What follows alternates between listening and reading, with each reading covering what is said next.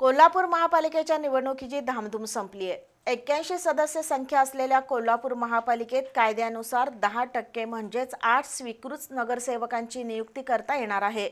त्यामुळे इच्छुकांनी आतापासूनच फील्डिंग लावायला सुरुवात केली आहे।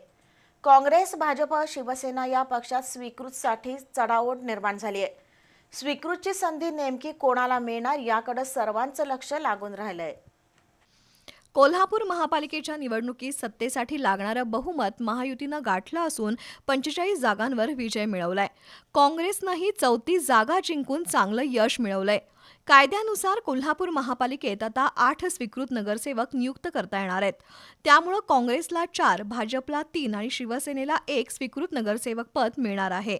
त्यामुळे आता संघटना टिकवण्यासाठी अनुभवी नेत्यांचं पुनर्वसन आणि नवीन चेहऱ्यांना संधी देण्याचा प्रयत्न होणार आहे।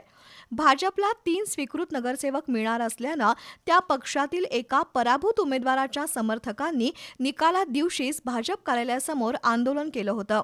निवडणुकीपूर्वी काँग्रेस, भाजप, शिवसेना, राष्ट्रवादी या पक्षांनी बंडखोरी टाळण्यासाठी अनेकांना स्वीकृत नगरसेवक पदाचं गाजर दाखवलं होतं। त्यामुळे निवडणुकीत उमेदवारी न मिळालेल्या आणि थोड्या फरकानं पराभूत झालेल्यांनी स्वीकृतसाठी लॉबिंग सुरू केलंय। मात्र अंतिम निर्णय पक्षश्रेष्ठींकडे राहणार आहे।